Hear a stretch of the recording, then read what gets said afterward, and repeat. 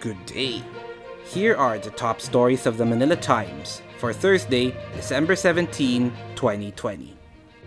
The Department of Health is keeping a close watch on Metro Manila after 12 cities in the capital region recorded an alarming rise in coronavirus disease 2019 or COVID-19 cases. Health Undersecretary Maria Rosario Vergere told the media forum on Wednesday that initially, 8 cities posted a reproduction number or R0 of more than 1.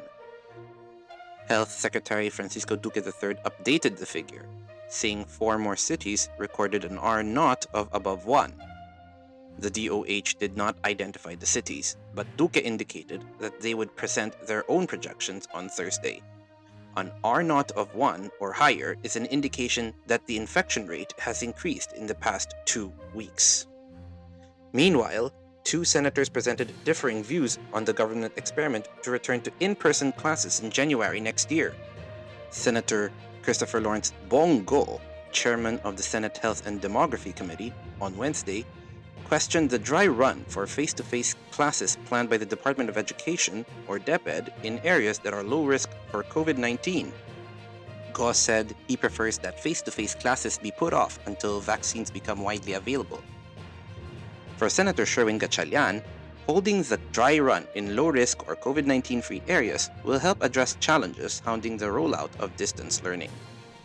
At least a fifth of the world's population may not have access to a COVID-19 vaccine until 2022, according to a study published on Wednesday, with wealthier nations reserving more than half of next year's potential doses.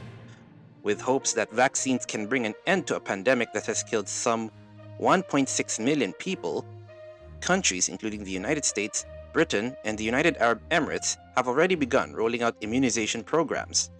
Eager to increase their chance of having access to at least one of the dozens of vaccines in development, many nations snapped up allocations of several different drugs. The United Nations on Wednesday hailed the Philippines as a champion of migrants' welfare and safety amid the COVID-19 pandemic. In presenting the tribute, UN Resident Commissioner Gustavo Gonzalez cited the Philippines' key role in the adoption of the UN Global Compact for Migration in December 2018. Airlines are now required to provide the Bureau of Immigration with passenger information ahead of flight arrivals in the country. This after President Rodrigo Duterte signed Executive Order 122, mandating the adoption and implementation of an Advanced Passenger Information or API system to strengthen border control. According to the order, the data should be transmitted to the BI are flight details such as flight number and time of arrival and departure, and passenger and crew information including name, birth date, gender, citizenship, and travel documents. The Metro Manila Development Authority, or the MMDA, will reopen 2 U-turn slots to ease traffic congestion on EDSA. The MMDA closed all U-turn slots along EDSA to give way to the EDSA busway or EDSA carousel. The closures resulted in monstrous traffic jams as thousands of motorists needed to take longer routes to reach their destinations. In business, the Asian Development Bank said on Wednesday the funds it would lend to the Philippines were expected to reach $9.4 billion under its 3-year business plan for the country, with at least 2/3 of these going to infrastructure, health, and employment recovery. In a statement, the Manila-based multilateral lender said its Philippines country operations business plan for 2021 to 2023 would support state programs and policies designed to repair damage to the business sector and labor market, accelerate economic recovery, and expand access to public health services.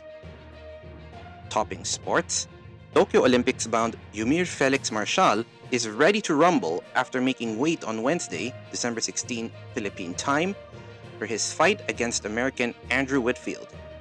Marshall registered 162.4 pounds, while Whitfield made the cut at 165.8 pounds.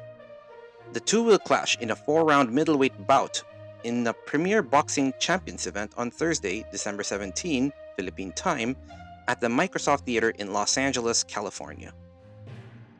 Yen Macabenta, Ramon Tulfo, and architect Felino Palafox Jr. are the front-page columnists for today's issue of the Times. Macabenta talks about different lockdowns for different folks and how COVID-19 incites surreal responses, Tulfo talks about the benevolence of the Taiwan-based Tzu Chi Foundation, and architect Palafox discusses the architecture, planning, and urban design of the Clark Freeport and Special Economic Zone located in Pampanga and Tarlac. Today's Times editorial talks about the concerns over the safety of COVID-19 vaccines from Chinese-based drug makers Sinovac and Sinopharm. Read the full version on the paper's opinion section or listen to the voice of the Times. For more news and information, get a copy of the Manila Times on print, subscribe to its digital edition, or log on to www.manilatimes.net. Follow us on Twitter, Facebook, or Instagram and keep up with the Times. With the Fort Villaseran, this is Arik John Sikwa reporting. Have a good day ahead and stay safe.